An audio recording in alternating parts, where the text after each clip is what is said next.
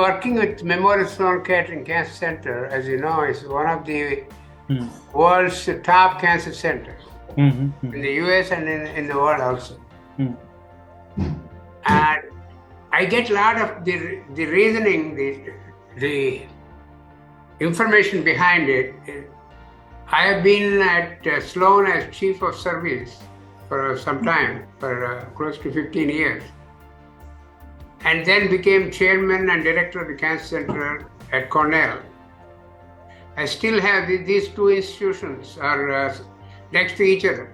On one side of the road is Memorial, on the other side, on 70th Street, is Cornell University. I get patients from India for the last 4.5 decades. And most of them, when I see them, either at Memorial when I was there or at Cornell, I used to refer them to Memorial for treatment. All the guys coming from India, patients coming. It has been my goal and my desire, if we can open a Memorial Sloan Kettering Cancer Center in India, so the second opinion option is available to them right in India instead of coming all the way here. A lot of patients from India go to different hospitals, different opinions. Even a straightforward case, there is a chance that is not treated properly. So they spend a lot of money, lakhs and lakhs of rupees, going to center after center, and finally they call us when everything is exhausted. Then we tell them, why did you not come to us in the beginning? We could have saved you money, we could have saved you all the misery.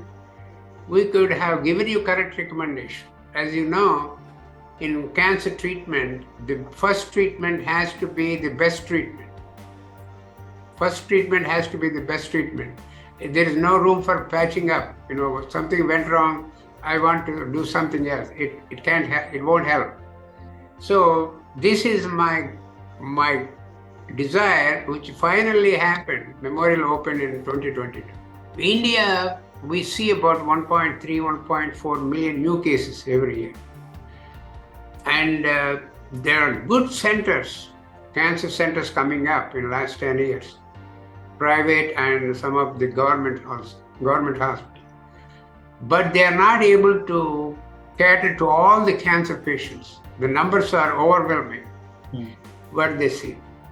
One thing that they are able to have patients, but you cannot, one thing with cancer in India is, you cannot keep on establishing cancer centers without controlling the number of cases. That's the message I've been giving to central government and state governments. Because you have to somehow, what you do is put the incidence of cancer, control that. How do we control that? Through screening and early detection. And the second thing I did, most important, my experience in America for 4.5 decades, I'm trying to utilize that to implement some programs in India, because we have been successful in America. By screening, we have reduced cervical cancer by almost 24 here in the US. In breast cancer, by doing mammography at a certain age group, we have reduced the mortality of breast cancer. In lung cancer, by promoting the awareness about smoking in the US, we are seeing in the last 3-4 years a downward trend even for lung cancer.